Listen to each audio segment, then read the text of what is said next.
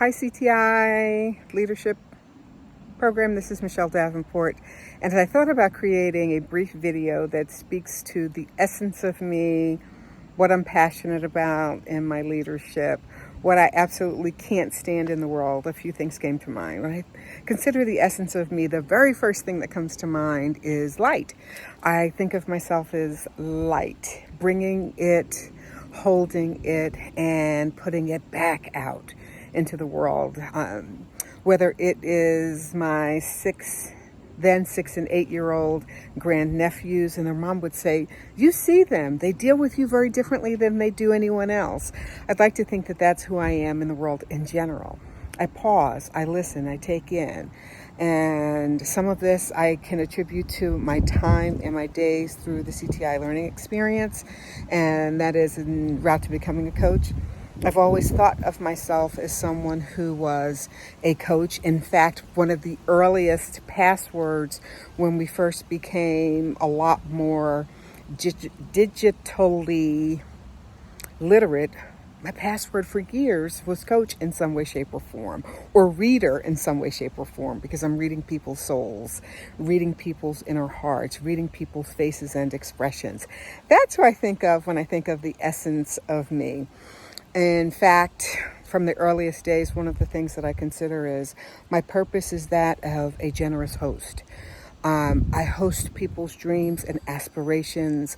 I host gatherings and fellowship. I'm a great home chef, at least in my own mind. And through that home chefing, it's always been a part of me from the earliest days of being a middle schooler.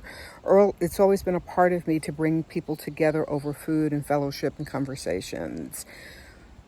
When I consider what makes me nuts and what I really can't stand in this world is injustice as it relates to children. I am a big advocate, having grown up in a household where service was second nature, whether it was my dad bringing home a hitchhiker that he found on the side of the road that needed a place to eat.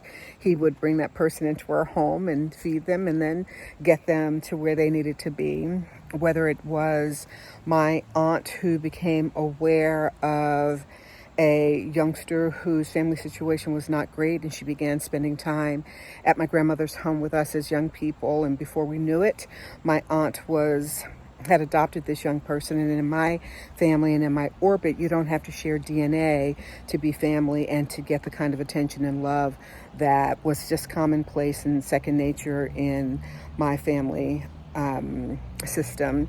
Whether it was my mom as an elementary school teacher who many years after her sudden and unexpected death by aneurysm when she was teaching a third grade class, some of her students to this day, 35 years later, are still connected to our family because of the role and the impact that she had on them and the folks that she would bring home into our lives and into our family, as she was looking out for those that might be voiceless or have their voices muted.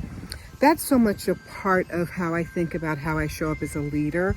It is to see what is sometimes not visible, to hear what is not spoken, and to take that knowing and to use it as nourishment to go forth in the world and to impact people in positive ways.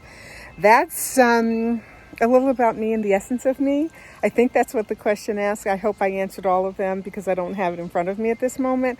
But this is Michelle Davenport. I'm really excited to be joining this group as we embark upon this 10-month journey as participants and leaders, even more powerful leaders in the making with CTI Leadership Program.